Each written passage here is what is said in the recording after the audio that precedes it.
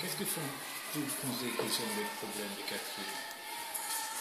C'est-à-dire dans les quartiers, par exemple, où il y a beaucoup de jeunes sans emploi, en décrochage scolaire, qui n'ont pas réussi leur école, qui passent leur journée à la maison ou bien dans la rue. Ces jeunes-là, en général, ce sont des jeunes qui n'ont rien à faire et ils peuvent être aussi des proies faciles pour le trafic, pour la drogue, pour le vol, ou bien pour le radicalisme. Oui. C'est des quartiers en Europe où il y a beaucoup de pauvreté, beaucoup de misère, où il n'y a pas beaucoup d'opportunités pour tout le monde. Ça, c'est l'un des problèmes que c'est une réalité dans toutes les grandes villes d'Europe. Oui. Nous sommes ici dans la mosquée et j'ai vu beaucoup des enfants ici. Oui. Qu'est-ce que c'est la future pour les enfants ici?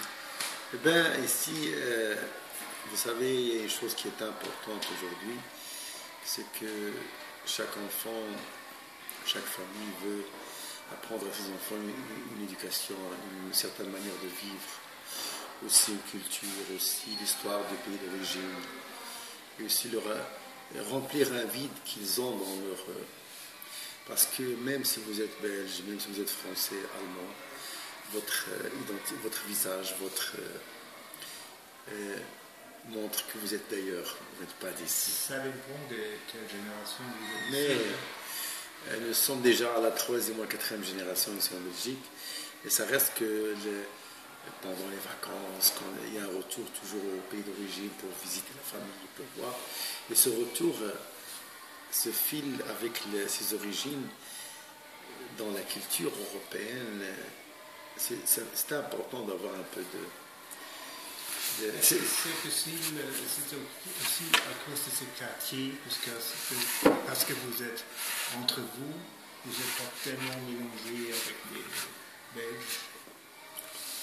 Non, c'est-à-dire, c'est vrai que dans certains quartiers, il y a certains ghettos. Oui, mais ça reste que c'est relatif. Même si on est dans des quartiers où il y a beaucoup plus de musulmans, à mon avis qu'il y a 80 000 habitants, il n'y a pas 20 000 musulmans, un peu du moins du quart de musulmans, d'origine marocaine, d'origine turque, d'origine africaine, d'origine des fois algérienne, tunisienne, mais en majorité marocaine. Et bien dans ces quartiers, il y a quand vous avez un revenu de 1 000 € par mois avec 2-3 enfants, vous cherchez les quartiers où la vie ne coûte pas cher. oui. Donc c'est la misère et la précarité qui a poussé les gens à vivre ensemble dans des quartiers.